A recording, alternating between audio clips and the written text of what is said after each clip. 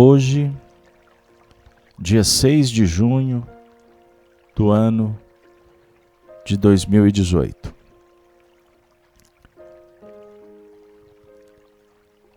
Estamos nos reunindo para fazer o estudo das cartas de Paulo aos Romanos, com o tema, hoje, para nós, endurecimento do coração.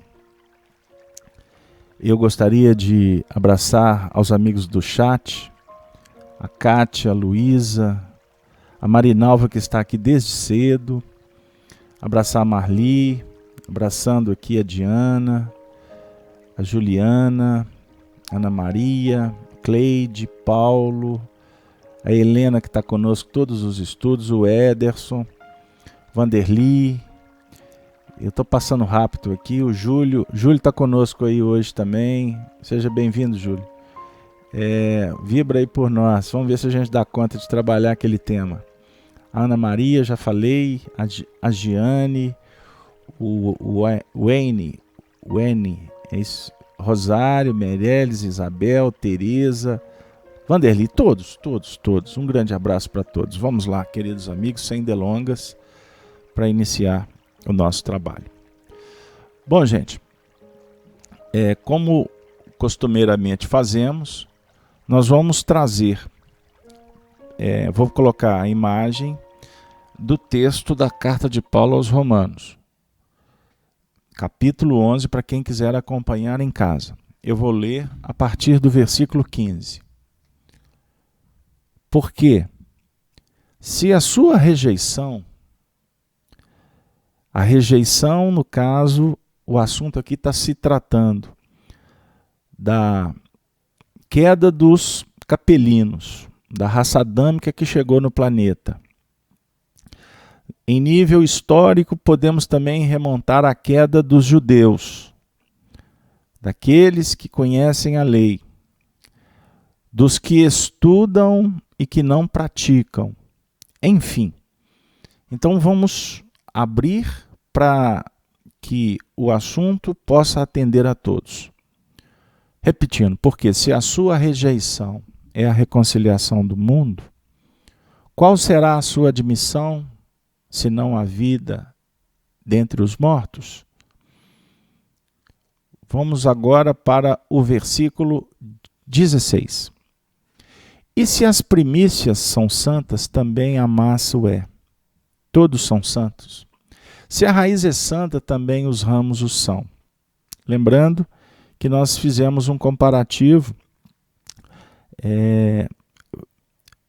de nós como espíritos, como plantas, como videiras, que temos nossos ramos e que vamos dar frutos, semente, enfim.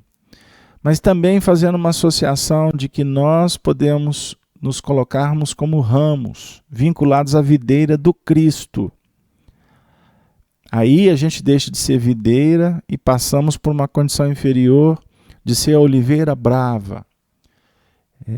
Aqueles que já conhecem, que já estão praticando, podem ser considerados oliveiras. Porque os que não praticam podem ser considerados a oliveira brava ou zambujeiro. Só para fazer uma conexão com os estudos anteriores. Continuando. E se a raiz é santa, também os ramos o são. Verso 17. E se algum dos ramos foram quebrados, e tu, sendo zambujeiro, fostes enxertado no lugar deles, feito participante da raiz e da seiva da oliveira, não te glories contra os ramos. E se contra eles te gloriares, não és tu que sustenta a raiz, mas a raiz a ti. Próximo verso 19. Dirás, pois, os ramos foram quebrados para que eu fosse enxertado? Está bem. Pela sua incredulidade foram quebrados, e tu estás em pé pela fé. Então não te ensoberbeças, mas teme. Aqui o Paulo, então, está se colocando como um ramo quebrado, ou ramos que foram quebrados para que ele pudesse ser enxertado. Então o texto vem falando que a incredulidade proporciona a quebra de um ramo, porque na verdade o ramo vai deixar de promover o fluxo da seiva, que vem de todo o contexto. É a mente que se desconecta por desarmonizar. E ela só vai desarmonizar se ela deixar de mourejar, de gravitar, de estabelecer um campo em torno do amor. Então ele está dizendo que pela fé é possível ficar de pé. Mas então o Paulo fala assim, mas não te ensoberbeças, não te envaideças, não te orgulhes, teme. Porque se Deus não poupou os ramos naturais, teme que te não poupe a ti também. Verso 22. Considera, pois, a bondade e a severidade de Deus para com os que caíram. Severidade, mas para contigo a benignidade de Deus. Se permaneceres na tua benignidade de outra maneira, também tu serás cortado. Aqui uma assertiva. Se não operarmos com benignidade, seremos cortados. A definir que esse corte aconteceu com aqueles espíritos que vieram para o planeta Terra. Porque não se mantiveram vinculados à videira que representava um contexto evolucional daquele orbe, daquele mundo. Então, quando nós criamos sistemas sofisticados de orgulho e de egoísmo, nós obstamos o progresso natural. E, naturalmente, seremos convidados por uma questão natural de desvinculação. Porque até o próprio peso específico do corpo espiritual não nos dá condição de nos manter naquela atmosfera. Então, a severidade, o texto diz, e benignidade. Nós, como religiosos, muitas vezes julgamos que esse texto aponta Deus numa condição de severo, numa condição de benigno, aquele Deus que está pagiando ou vigiando, aquele Deus que está, portanto, julgando, separando ovelhas dos bodes, dos lobos, como queiram. Deus que pune, que nos concede castigo, ou que nos dá privilégios, ele recompensa. E, na verdade, nós estudamos em Espiritismo, com Allan Kardec, que o processo ele é íntimo, a evolução é espiritual, e essa evolução é que estabelece para nós os parâmetros a partir do discernimento entre o bem e o mal. E, naturalmente, quando se descobre equívocos ou caminhos que não foram os mais apropriados a percorrer para atingir um objetivo, naturalmente o espírito trabalha de sorte para se recompor, para se redirecionar, para que haja um ajuste na trajetória. Então, o espírito percebe a necessidade de reparar, reconstruir, porque ele está ressignificando a vida. Então, severidade é a expressão da lei que nos visita, que nos impulsiona ou que nos constrange, porque nós não sabemos lidar com a lei cósmica da vida. Então é natural, se eu não sei, eu não passo pela porta, porque eu não sei, na verdade, que ali é uma porta, ou que existe uma porta, um mecanismo para abri-la, uma chave. Então eu fico tateando na escuridão da parede, porque não há luz para, inclusive, identificar a porta. Enfim, a vida favorece quando estamos com os olhos abertos para entender os sinais. Então, corte, ruptura, severidade, benignidade tem a ver com o nosso mundo íntimo.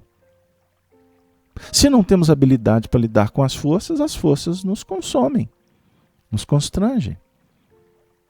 É o símbolo que Jesus nos apresenta no Evangelho. E a doutrina espírita hoje funciona como uma chave para revelar, para abrir, para nos mostrar caminhos a serem percorridos por nós, por cada um que se torna consciente e, portanto, responsável. No versículo 23, Paulo diz assim: e também eles, se não permanecessem na incredulidade, serão enxertados. Porque poderoso é Deus para os tornar a enxertar. Nós trabalhamos aqui a questão da enxertia divina. A enxertia divina favorece de sorte que o aprendiz possa receber o contributo do mestre. Então a enxertia vem do alto para atender a súplica daquele que está no vale. Então Emmanuel destrincha esse assunto para nós, conforme nós já lemos em reuniões anteriores, na lição 78 do livro Fonte Viva. Mas para não dizer que eu não falei das plantas ou das flores, vamos só traduzir aqui alguns trechinhos, para a gente lembrar um pouquinho dessa questão da enxertia. Vamos lá. Emmanuel diz assim: toda criatura em verdade é uma planta espiritual, objeto de minucioso cuidado por parte do divino semeador. Cada homem, qual ocorre ao vegetal, apresenta diferenciados períodos na existência: sementeira e germinação, adubação, desenvolvimento, utilidade, florescência, frutificação e colheita. Nas vésperas do fruto, desvela-se o pomicultor com mais carinho, pelo aprimoramento da árvore. Quem é pomicultor? Na nossa evolução é Deus, Criador. Nós nos tornamos pomicultor para cuidar da árvore, da nossa estrutura psíquica. Também é uma reflexão. Mas vamos continuar. Então, na época do fruto, há um desvelo, há uma atenção, um carinho especial. Porque é imprescindível que haja fartura e proveito. Nós precisamos de ter isso em conta. Fartura e proveito. Na produção do que nós estamos efetivamente fomentando. E aqui a produção é espiritual. De valores, de virtudes. Na luta espiritual em identidade de circunstâncias, o Senhor adota iguais normas para conosco. Atingindo o conhecimento, a razão e a experiência, o pomicultor celeste nos confere preciosos recursos de enxertia espiritual, com vistas à nossa sublimação para a vida eterna. A cada novo dia de tua experiência humana, recebes valioso concurso para que os resultados da presente encarnação te enriqueçam de luz divina pela felicidade que transmites aos outros. És, contudo, uma árvore consciente, com independência para aceitar ou não os elementos renovadores. Repetindo, és, contudo, uma árvore consciente, com independência para aceitar ou não os elementos renovadores, com liberdade para registrar a bênção ou desprezá-la. Repara atentamente quantas vezes te convoca o sublime semeador ao engrandecimento de ti mesmo. A enxertia do alto procura-nos através de 1000 modos. Hoje é na palestra edificante de um companheiro. Amanhã serás num livro amigo. Depois virá por intermédio de uma dádiva aparentemente insignificante da senda. Se guardas, pois, o propósito de elevação, aproveita a contribuição do céu, iluminando e santificando o templo íntimo. Mas se a incredulidade por enquanto te exola a mente, enovelando-te as forças no carretel do egoísmo, o enxerto de sublimação te buscará debalde, porque ainda não produzes nos recessos do espírito a seiva que favorece a vida abundante. Então, Emmanuel, nos ajudando a entender Paulo, vem dizer que é necessário que entendamos que é a independência, a liberdade, a autonomia nossa, de cada um, para aceitar ou não os elementos dessa enxertia.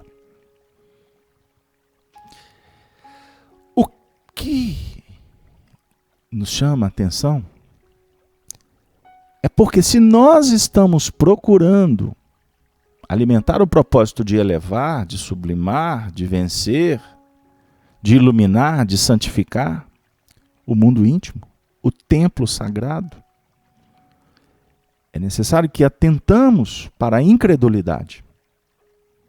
Porque a incredulidade, a rebeldia, o orgulho pode isolar a mente. Isolar a mente da enxertia. Do melhor no pior. O pior é a nossa condição. O melhor é a virtude que já faz luz pela prática. E tudo isso pode enovelar o espírito no carretel do egoísmo. Carretel do egoísmo. Emmanuel nos mostra o egoísmo como um carretel que vai uma linha que vai se enrolando, vai fechando, até chegar numa degradação máxima de um monoideísmo, uma ideia só. Que o espírito pode chegar na condição até de perder a forma no mundo espiritual. O enxerto de sublimação vai nos buscar debalde. Então o egoísmo, o orgulho aqui, é o dificultador desta enxertia. O Paulo no verso 24 diz assim: porque se tu fostes cortado do natural zambujeiro, e se contra a natureza enxertado na boa oliveira, quanto mais estes que são naturais serão enxertados na sua própria oliveira. O assunto aqui é desafiador para nós. E eu vou, se vocês me permitem, eu vou retornar ainda, embora eu tenha lido o versículo 24, eu sinto aqui que nós precisamos de trabalhar melhor aqui. O 24 vai abrir um outro contexto, que me pegou de surpresa aqui agora. E também eles, se não permanecessem na incredulidade, serão enxertados. Porque poderoso é Deus para os tornar a enxertar. Tão poderoso é Deus, a força do universo, amor em expansão, promove a evolução, lei de progresso, lei divina, natural. Mas existe um mecanismo que é instaurado por nós a partir do momento em que nós começamos a entender os procedimentos. É a busca pelo bem-estar. E muitas vezes associamos o bem-estar aos nossos interesses imediatistas. Porque se desconhece qual é verdadeiramente o significado de alegria espiritual. Bem-estar íntimo é para nós ainda, repito, associado à sensação, ao sensório e às emoções. Então é natural que tenhamos como referência o que o mundo favorece para fazer com que desperte esses procedimentos ainda que nos aproximam do primitivismo. O convite das esferas superiores é para que nós nos deslindemos, para que nós nos desenfeixemos de tudo que nos impede. E ainda, governados pelo impulso apaixonante, nós temos dificuldade, medo, nós temos ausência de fôlego para adentrar nos portais desconhecidos. Por quê? No que ainda não nos sentimos autorizados,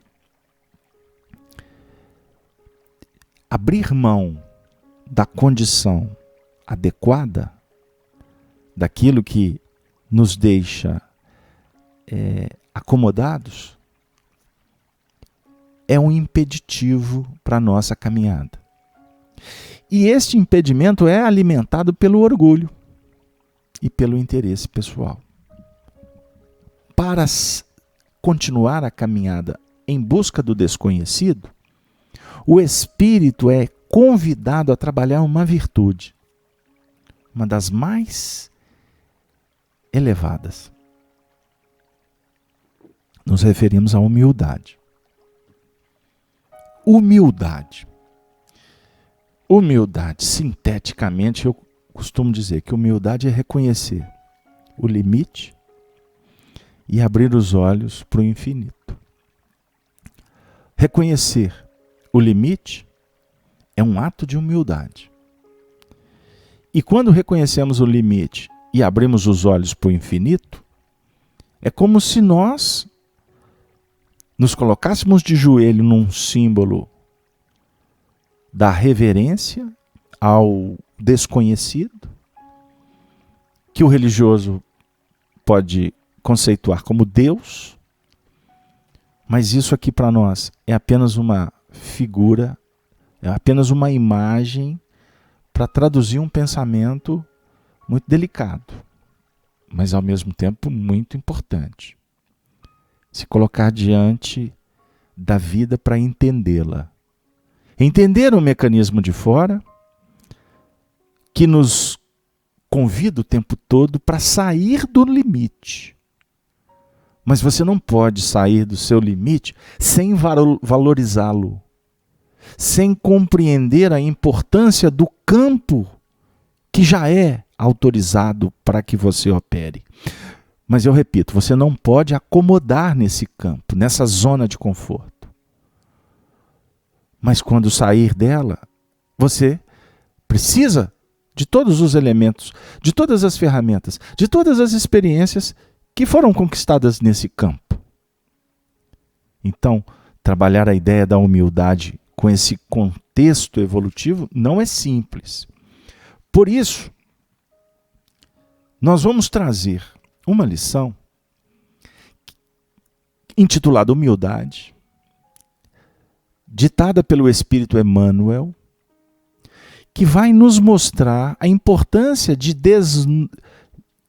nos desvincularmos desse carretel do egoísmo e dessa plataforma de orgulho que endurece o nosso coração. Lembrando que o nosso tema de hoje é endurecimento do coração. Para tal, precisamos de humildade. E nesse plano de humildade, afirma assim Emmanuel: a humildade, por força divina, reflete-se luminosa em todos os domínios. Observemos. Em todos os domínios da natureza, os quais expressam efetivamente o trono de Deus, patrocinando o progresso e a renovação. Então, os domínios da natureza é um trono de Deus. O trono representa poder, sabedoria, autoridade e eficiência. Magnificente o sol, cada dia, oscula a face do pântano, sem clamar contra o insulto da lama. A flor, sem alarde, incensa a glória do céu. Filtrada na aspereza da rocha, a água se revela mais pura. E em seguida, as grandes calamidades, a colcha de erva cobre o campo, a fim de que o homem recomece a lida.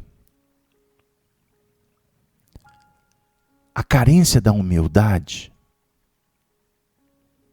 que no fundo é reconhecimento de nossa pequenez diante do universo, surgem na alma humana doentios enquistamentos de sentimento. Quais sejam o orgulho e a cobiça, o egoísmo e a vaidade, que se responsabilizam pela discórdia e pela delinquência em todas as direções. Em todas as direções. Sem o reflexo da humildade, atributo de Deus no reino do eu, se é atributo de Deus no reino do eu, na verdade nós precisamos de compreender a importância de refletir esse atributo de Deus. Fazer luz. Temos que permitir. Ou seja, temos que desenvolver, fazendo luz, esse potencial que está dentro de você. Você não vai buscar humildade lá na esquina. Você não vai buscar humildade lá no Chico Xavier. Mas você pode prestar atenção no ato de humildade dos seres que são exemplos, prestando atenção com a alma, auscultando com o coração. Porque tocado, sensibilizado,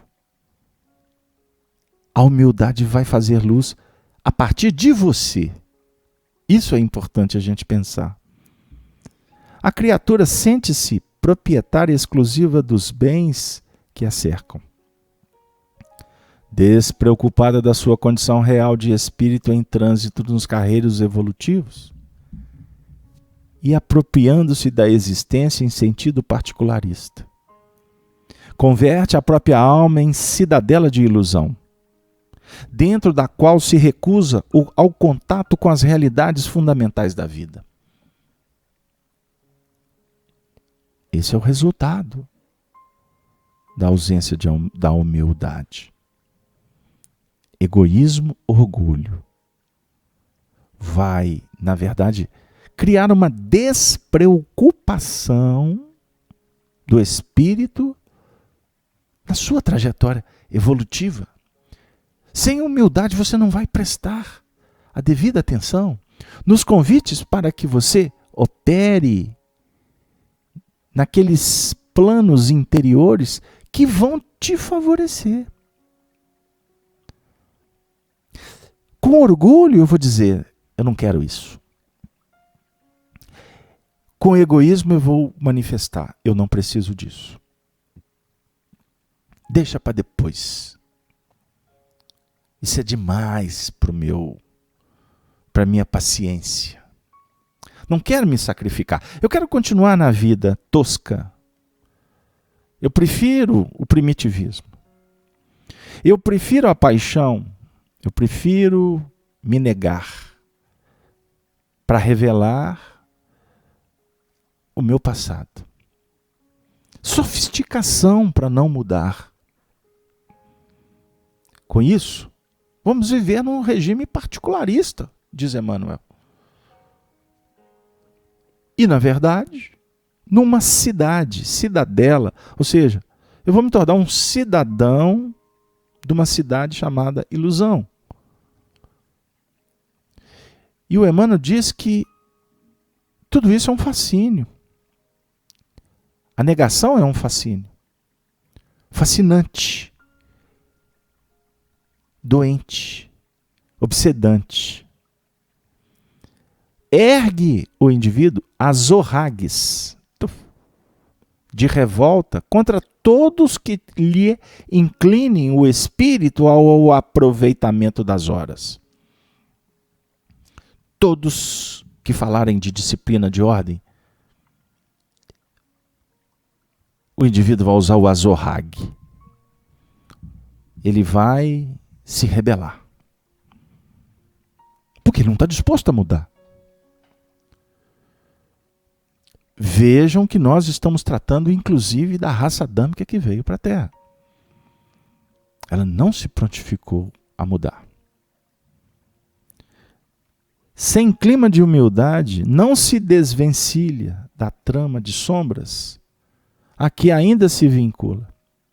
No plano da animalidade que todos deixamos para trás, após a auréola da razão. Quando o indivíduo não aceita o tratamento, complica tudo. Possuída pelo espírito de posse exclusivista, a alma acolhe facilmente o desespero e o ciúme, o despeito e a intemperança, que geram a tensão psíquica, da qual se derivam perigosas síndromes de natureza orgânica, a se exprimirem na depressão nervosa e no desequilíbrio emotivo, na ulceração e na disfunção celular, para não nos referirmos aos deploráveis sucessos da experiência cotidiana, em que a ausência da humildade comanda o incentivo à loucura, nos mais dolorosos conflitos passionais. Eu dialogava no dia a dia com uma pessoa e a conversa versou por um campo em que os conflitos das ideias se tornam preponderantes em detrimento do esforço de fraternidade, de convivência. Chegou num determinado momento de uma conversa que ficou acalorada, eu pensei comigo, que Deus abençoe o companheiro. Porque, na verdade, essa exacerbação que parte do coração dele demonstra uma rebeldia diante de uma possibilidade de organização, de ajuste, de disciplina e de mudança. Ou seja, ele não está disposto. E assim, o indivíduo saiu do contexto, nós oramos por ele, para que ele não permanecesse nesses sucessos deploráveis da experiência humana, onde que vale é o mais forte, o mais inteligente, o mais bonito, o que tem mais dinheiro, competitividade, utilitarismo. Enquanto a pessoa serve, ela é maravilhosa. Depois, é como um papel higiênico que você usa e depois descarta. Este é o mundo. E as pessoas não se preocupam com o outro. Que se dane. Aperta o botão do tô nem aí e vamos que vamos. Amigos, como é triste a notícia que eu tive. No dia seguinte, o indivíduo sofreu um acidente automobilístico. E, com um detalhe, ele não foi o responsável. Em tese. Ele estava trafegando na via preferencial dele, em baixa velocidade, mas veio do outro lado um indivíduo atropelando a vida e atingiu em cheio o companheiro. Partimos para socorrer, primeiramente mentalmente, com orações, depois em nível prático. Depois que passou o evento, suas repercussões, aonde a calmaria voltou, o companheiro me procurou. Com meia culpa, ele disse: engraçado, quando tudo aconteceu, eu me lembrei da conversa que eu tive com você. E alguma coisa apertou meu peito e eu senti que tudo que estava acontecendo ali para mim era uma prova. Aí, como ele abriu o coração, eu disse assim: uma expiação, amigo. Na verdade, você está expiando um nível X de vibrações, de energias que você vem elaborando na sua psicosfera, na sua aura espiritual, a qual você vai atraindo uma série de questões que são desagradáveis e que são prescindíveis. Mas as nossas escolhas, o mundo em que nós elencamos, que nós escolhemos para viver, ele na verdade frutifica como efeito a causa determinada. Allan Kardec nos ensina que não há um efeito inteligente sem uma causa inteligente.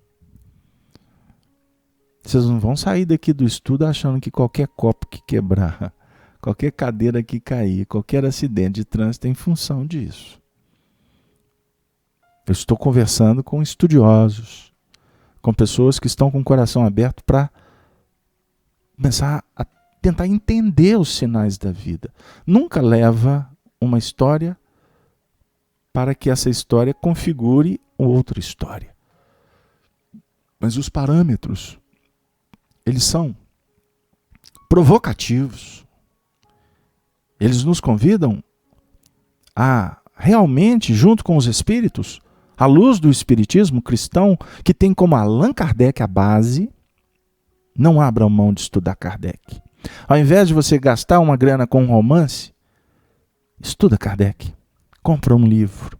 Vai ler um clássico. Estuda Emmanuel, André Luiz.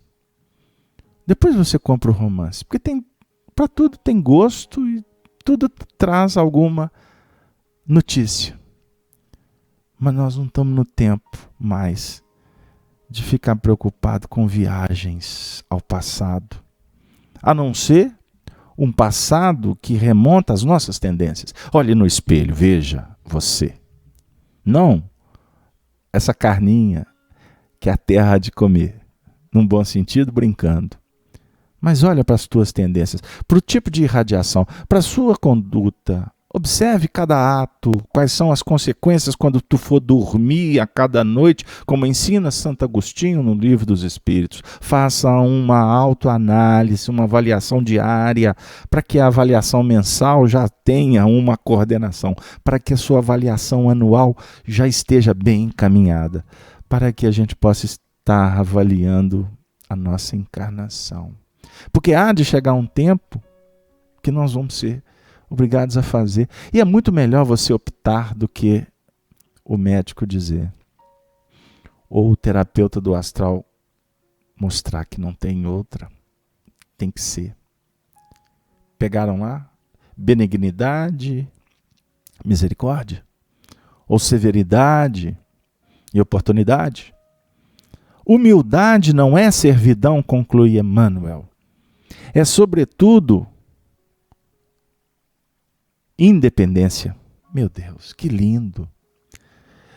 Humildade não é servidão, é sobretudo independência. Liberdade interior que nasce das profundezas do espírito, apoiando-lhe a permanente renovação para o bem. Cultivá-la é avançar para frente sem prender-se. É projetar o melhor de si mesmo sobre os caminhos do mundo, é olvidar todo o mal e recomeçar alegremente a tarefa do amor a cada dia. Refletindo-a do céu para a terra, em penhor de redenção e beleza, o Cristo de Deus nasceu na palha da manjedoura, despediu-se dos homens pelos braços da cruz. Jesus é o referencial de todas as virtudes.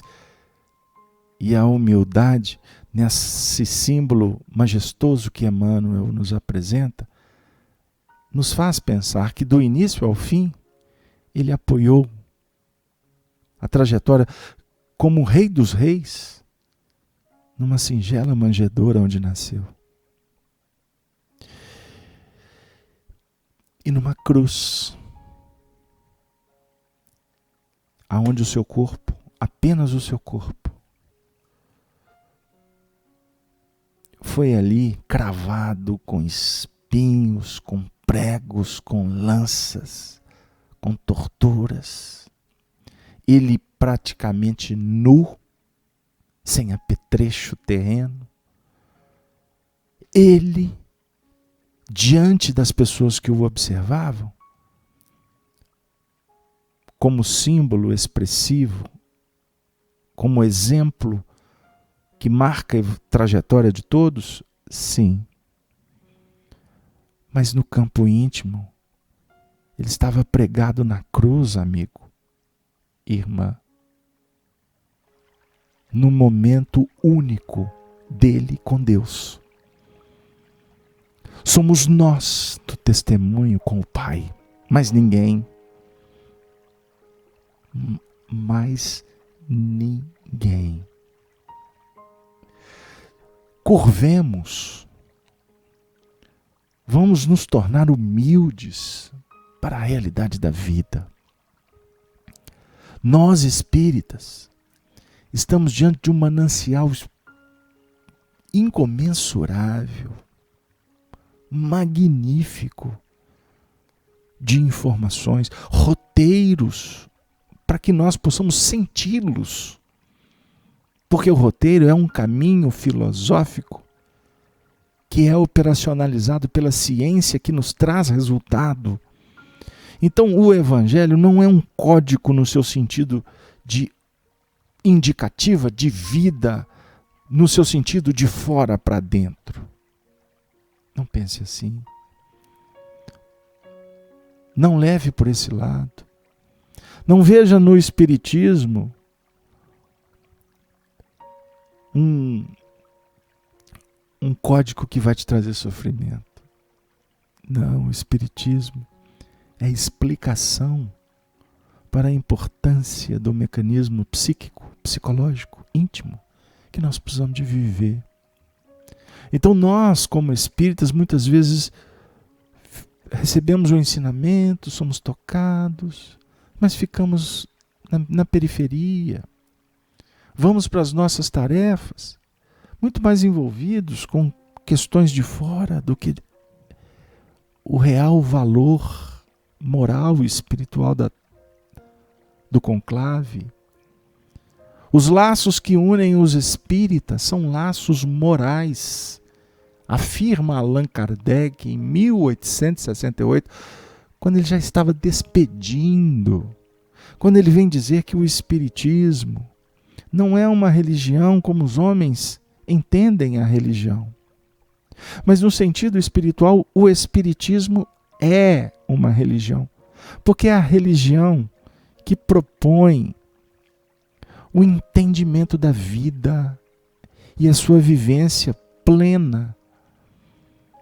A religião que estabelece um ângulo divino na afirmativa de Emmanuel, que se apoia em dois ângulos importantes da filosofia que indaga, que estuda, e da ciência que coloca em prática para ver o resultado. Mas a expressão máxima é a do sentimento. Então o Espiritismo, ele explora a religião do sentimento. Então não seremos espíritas, não seremos cristãos egoístas, vaidosos, ruidosos, ruinosos. Não somos cristãos egoístas. Não podemos. É incoerência. Como que eu serei cristão pensando no meu bolso, vendendo os meus dons? Deturpando a mensagem? Como? Isso é incoerência. Isso é hipocrisia. Se eu não entender que eu tenho vícios, se eu não entender que eu sou limitado, se eu não trabalhar com humildade, como que eu vou mudar? Então nós não estamos interessados em que o outro pense que somos santos. Nós estamos importando em nos santificarmos na mudança que se dá o tempo todo. Você está conversando com alguém, você tem que estar observando como que você está reagindo. Não importa o que ele esteja fazendo, no seu sentido de julgá-lo, de condená-lo, ou de absolver. Não, observar o que está acontecendo no seu mundo, como tu reages a uma fala mansa, a uma fala raivosa. É o desafio de toda hora. Nós não temos mais o circo máximo para provar para o mundo que vamos morrer por Jesus na arena, com feras, com gladiadores, com chamas, com torturas. Não, meu amigo, o Emmanuel tem nos mostrado em sua obra que o testemunho agora ele é íntimo, não é para que os outros vejam. Você não tem que provar absolutamente nada para ninguém. Você precisa de governar o seu mundo íntimo a partir das notícias, da luz que vem do alto, que vem do futuro, que vem das mãos de Jesus, no seu sentido de eu quero ser feliz, Jesus. Me ajuda, Jesus, a ser feliz. Aí ele vai dizer, toma a sua cruz, meu amigo, e siga-me. Siga-me. Seja feliz. Ontem um amigo me perguntou, Carlos Alberto, eu queria dedicar mais ao Espiritismo.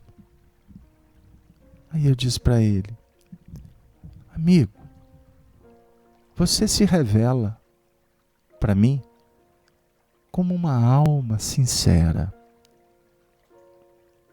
como uma pessoa que está disposta a aprender, como alguém que está dando o seu contributo, sim, para a causa espírita. Você é feliz? Ele disse, eu sou.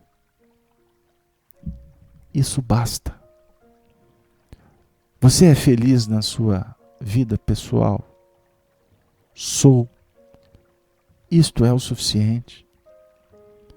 Cuida da sua mulher, do seu relacionamento, do seu filho.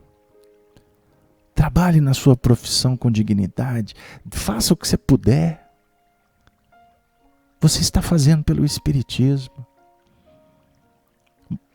Aí ele diz, mas muitos têm um tempo maior. Assim, amigo, não te compares a ninguém. Faça a sua parte. Porque o teu universo, ele não é o universo do outro. Você não compartilha a sua intimidade com ninguém. Mas você pode dar luz. A luz que você está gerando nesse mundo íntimo pode favorecer em muito, mais do que imaginas, a quem está aprendendo o Espiritismo pelos teus exemplos. Os olhos dele demonstraram lágrimas, ele se tocou, e eu pude ir embora para casa feliz, tranquilo. Porque não adianta clamar, não adianta rebelar, não adianta querer fazer, no seu sentido de consertar o mundo, porque nós desconhecemos o que está além da cortina. Nós não sabemos com detalhes o que nós fizemos no passado. Nós não nos conhecemos. Então, vá devagar, para que você não tenha uma surpresa. Como surpresa aconteceu com um comendador. Comendador. A história do comendador foi narrada pelo espírito Hilário Silva, através das mãos aveludosas, prestimosas, carinhosas de Francisco Cândido Xavier no livro Alma em Desfile. Eu vou trazer para vocês a história do comendador, com as palavras Hilário Silva. Jorge Salles, o denodado orientador da instituição espírita, encontrava-se no habitual entendimento com Anatólio, o mentor desencarnado, através do médium. Através do médium. Eu vou colocar aqui, só um instante, gente, o link do texto que está no blog da FEAC Minas. Eu pus no chat do YouTube. Vou continuar. Repetindo, através do médium, o mentor espiritual atendia o orientador da instituição. As tarefas da noite haviam praticamente chegado ao fim. Mas Jorge sentia-se necessitado de instrução e por isso dilatava a palestra. Ao pé dos amigos, a constituírem o círculo de oração. Os obsediados crescem de número, dizia Salles, preocupado. E precisamos antepor providências. Sim, concordou o amigo espiritual. É necessário estender o clima da serenidade do trabalho, do entendimento e da prece. E a conversação avançou, foi avançando. São lutas morais por toda parte. Jovens mal saídos da infância caem perturbados de momento para o outro. Velhinhos na derradeira quadra da existência enlouquecem de súbito. Tem havido suicídios, crimes, violência. E o benfeitor espiritual consolava, através do médium falante. Sim, meu amigo, toda paciência é pouca, a fim de vencermos com segurança. Saibamos servir a todos, com muita compreensão da fraternidade.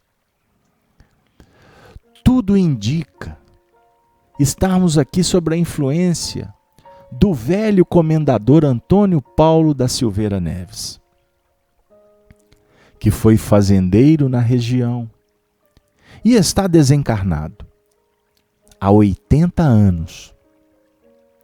Silveira Neves foi homem terrível. Consultei documentos na municipalidade e tenho ouvido pessoas da zona cujos ascendentes lhe comungaram a intimidade. Possuía escravos em legião e entre eles era conhecido por flagelo de todos. Sustentava capatazes ferozes e comandava ele próprio o sofrimento dos cativos, que às vezes eram chicoteados até a morte. Não só isso, colocava os sitiantes daqui uns contra os outros, provocando assassínios e ódios que até hoje persistem. Estou certo de que essa teia de obsessões, de vinganças, nasce da atração desse velho comendador. Ele deve ser a causa inicial de tudo que está acontecendo. Muito ponderada a sua palavra. O irmão conhece o infeliz? Sim, conheço. Tenho o máximo interesse em evocá-lo para as nossas reuniões. Não acho prudente. Ora, são muitos os espíritos rebeldes evidentemente vinculados a ele. Topo vários a cada semana. Uns se declaram vítimas do comendador. Muitos acusam o comendador e outros ainda prometem que não haverá mudança aqui, enquanto não liquidarem o comendador. Tenho assentado que, apesar de haver transcorrido muito tempo, é indispensável nos disponhamos a doutrinar este espírito. Sem esse contato, ao que julgo, será muito difícil a modificação para melhor, de que estamos necessitados. Entendo o que diz, tornou Anatólio. Mas não faça a evocação. Seria de todo inoportuna. Mas escute, meu amigo, eu também pareço sofrer a influência dessa poderosa entidade. As referências ao comendador desabam sobre mim como choques elétricos. Só em ouvir-lhe o nome, sinto-me mal. Imagine que já fui orar por ele, no próprio túmulo, em que lhe sepultaram o corpo. Tão impressionado vivo, creio que se orássemos, chamando-o ao aparelho mediúnico, o benfeitor disse, mas não convém. Insisto, no entanto, um entendimento direto entre esse espírito perseguidor e nós talvez desse bom resultado. Torna o benfeitor com paciência e bondade e afirma: a medida é desaconselhável. Será que Silveira Neves, desencarnado, está em plano superior? Embora as atrocidades que ele cometeu? O benfeitor respondeu: ainda não. O ex-comendador vive em luta, uma batalha. Ele trava um desafio consigo mesmo. Então, vamos trazê-lo ao esclarecimento. Seria caridade para com esse comendador. O benfeitor, novamente, informou: isso, meu filho, entretanto, não deve ser tentado. Meu amigo, por que a recusa? Se o espírito dele está em provas, segundo a sua própria informação, nobre amigo, apesar de tudo, a evocação não deve ser praticada. O interlocutor, porém, não obstante respeitoso, perguntou semi-exasperado: mas por quê? Por quê? Vendo que o benfeitor silenciava discreto, repetiu: vamos lá, diga por quê? Foi aí que Anatólio mudou o tom da voz e falou muito sereno: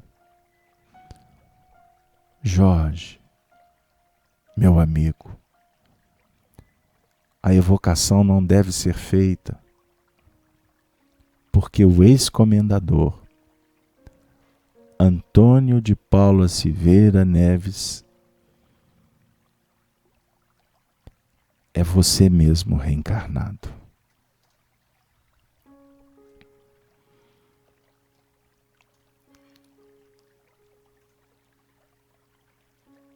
Podemos deduzir, adequando ao expediente do nosso trabalho, que já caminha para sua interrupção, que é necessário que estudemos o assunto, o tópico, a virtude chamada humildade, para que mesmo em nome da caridade não sejamos precipitados, arrogantes e indolentes, agindo com incoerência, com egoísmo, com despotismo, semeando discórdia, desconfiança, medo, violência. O despeito, o ciúme, a inveja são favorecidas por ações que denotam total ausência de humildade fraterna. Meus queridos amigos, amigas, bondosos estudantes das cartas de Paulo, eu agradeço de alma e coração mais um instante de estudo das Escrituras à luz do Espiritismo. Agradeço a presença da falange que representa Paulo de Tarso, do Espírito de Verdade e de toda a Pleiade, comandada por Allan Kardec, que tem favorecido para que o Espiritismo possa favorecer no progresso do orbe. Rogo a Deus que abençoe a todo o projeto da Rede Amigo Espírita, aonde caminhamos para 1 milhão de amigos. Convide os seus colegas, os seus companheiros, os seus familiares para entrarem na conta do YouTube da rede e se cadastrarem. Lembrando que todo esse projeto é mantido, é favorecido pelas hostes superiores que querem que a mensagem do Evangelho chegue aos corações nos rincões mais distantes. Todos nós podemos contribuir, podemos favorecer, compartilhando apenas esta mensagem. O nosso trabalho é desinteressado, é feito com uma dose profunda de dedicação e de amor. E os frutos serão colhidos por aquele que é o pomicultor da vida, Deus. Que Jesus abençoe e envolva todos os lares.